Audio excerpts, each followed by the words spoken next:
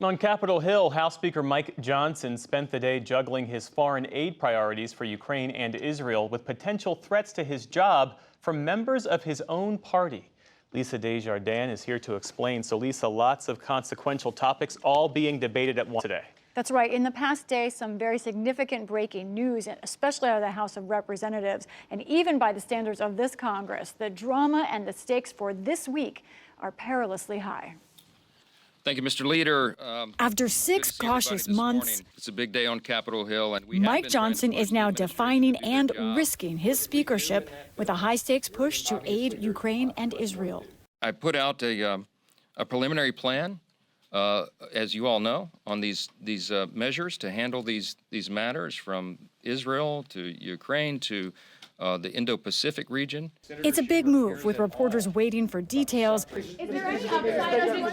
closely watching Johnson's fellow Republicans, after Thomas Massie of Kentucky called for Johnson to resign and said he supports a motion to vacate or oust Johnson, introduced by fellow Republican Marjorie Taylor Greene. I'm not going to call the motion to vacate, but I will tell you that if it is called, there will be a lot of people who vote for it. Massie says Johnson is helping Democrats. But today, most House Republicans, even rebellious types, backed Johnson as Speaker. I respect Thomas, but I disagree with that. The last thing this country needs is to throw a Speaker out. It's a total waste of time and absolute ridiculous concept. If we're going to identify a problem with Mike Johnson, and I understand, but you have to have a solution. So who are we going to put in there then? As Republicans flirt again with chaos, allies are fighting to survive. Israel is on alert after weathering an extensive attack from Iran. And Ukraine is getting outshot by Russia, sometimes 10-1. President Volodymyr Zelensky told our Amna Nawaz that U.S. aid is a must. I can tell you frankly, without this support, we'll have no chance of winning. On this vote, the yeas are 70. That aid has been paralyzed after the Senate overwhelmingly passed $95 billion worth in February. That large Senate bill has funds for Ukraine, Israel, the Indo-Pacific, and humanitarian aid, but it's unpopular with House Republicans. Instead, Johnson would pass 4 separate bills that seem to add up to roughly the same amount, but with more loans and less grants to Ukraine. Also included legislation about TikTok and humanitarian aid, though the amount for that isn't clear. In this blur, Johnson is direct about his job. He's not resigning. We're gonna work this out. But it's not clear who or what survives, as Johnson gambles that his resolve will not backfire. We're in unprecedented times, okay?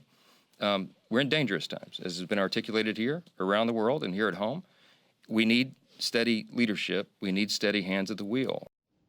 Last week, a former Republican House member told us Speaker Johnson is like someone standing in a dike, trying to keep it upright. Tonight, he is feverishly meeting with House Republicans, calling them and hoping, Jeff, frankly, to avoid another internal disaster. Wow.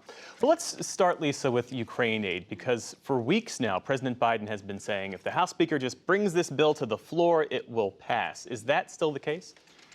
Unclear. But I will say it wasn't even for sure that he would bring this to the floor. This has been an indecisive speaker. This is the defining moment of his speakership so far. But he does face major hurdles in all of these bills. Let's go through some of the challenges that Speaker Johnson faces in the House. First of all, there are some Republicans who oppose all funding to Ukraine. I am told many of them, when they were in their districts last week, heard that from constituents.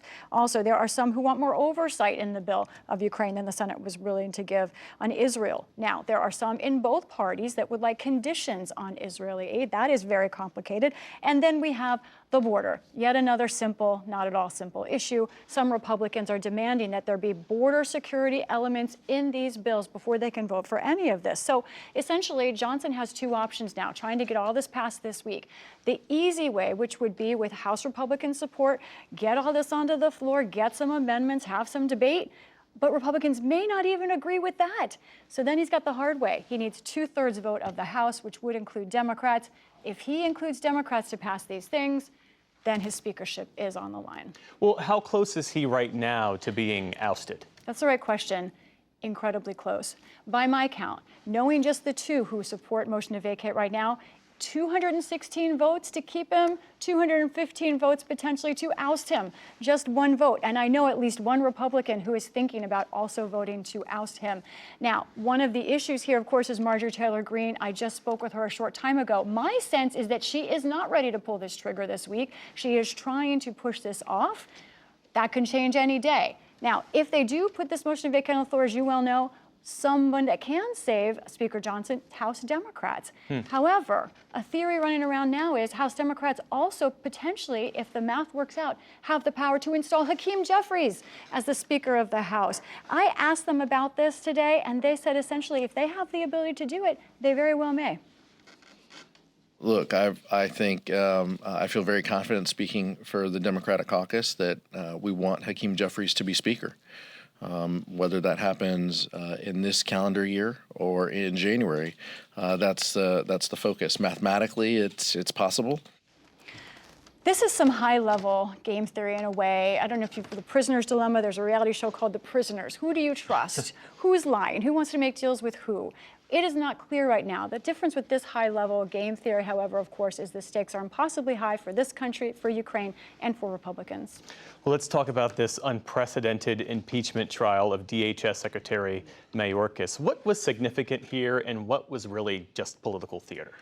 There was a great deal of showmanship today, and we'll start with that. This was part of pomp and circumstances as part of the mechanics of how impeachment works. This is the first impeachment of a sitting cabinet secretary in our nation's history. So we saw the 11 Republicans in the House walk over those articles of impeachment today to the House. There they are, the 11 members. You might see Marjorie Taylor Greene, that Republican in the front. She's the one who's led this effort against Secretary Mayorkas. But there really was no action today other than the reading of those articles. To remind our viewers, there are 2 articles of impeachment here. The first from House Republicans is charging the secretary with refusal to comply with the law. The second is breach of public trust. We've talked about those here on air before. The Biden administration and Democrats, as well as a couple of Republicans, say these are political, that there is no proof that this is a cabinet secretary doing his job.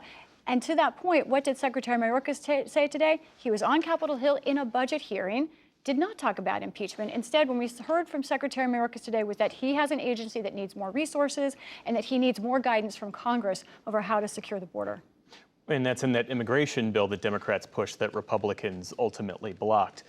Many of us remember covering that Trump impeachment trial, both of them. How will this be different from the Trump trials? It will be faster.